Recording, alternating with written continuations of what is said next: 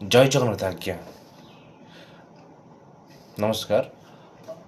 अच्छा आम देश में प्रोटेस्ट करिया केबेठू देशद्रोह होगलानी आज्ञा जेबेठू आम देश में बीजेपी सरकार आसिला जदि आपण किछि भी सरकार समालोचना करुचंती कि प्रोटेस्ट करुचंती कि आवाज उठाउचंती तो सेटा को हमर देशद्रोह कह जाउछि। कौन पे आगुरी तो पुणी जो कांग्रेस सरकार था बीजेपी विपक्ष तो सी भी स्ट्राइक करूला प्रोटेस्ट करूला चक्का जाम एनीथिंग कमनवेल्थ होता आमर देश केते खेलाड़ी आसते से आम मीडिया कौन देखा ये पानी जमी ये रास्ता खोला अच्छी बीजेपी वाला बहुत प्रोटेस्ट करते से समय से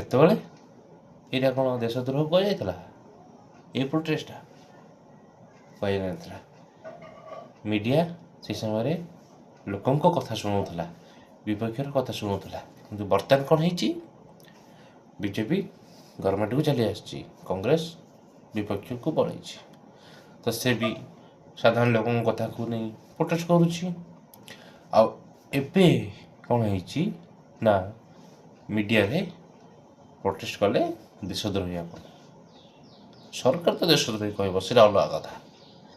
कि मीडिया कौन एमती कह ठीक चतुर्थ स्तंभ सी आम देशर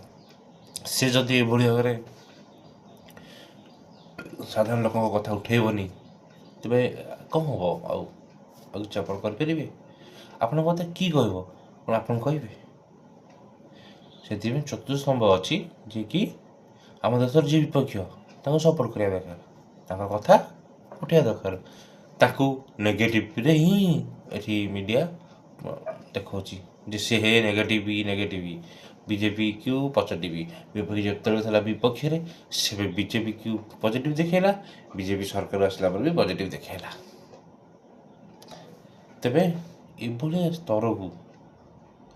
मीडिया आमर खसीगला आगु ए तो जदि आप प्रोटेस्ट कले आप देशद्रोही तापर देख से मीडिया को इतने आम भूल देले भी ठीक हेनी कारण 500 केतटा चैनल सबू जगह चैनल रे रेवेन्यू सरकार टू ही आउची लोग से बाध्य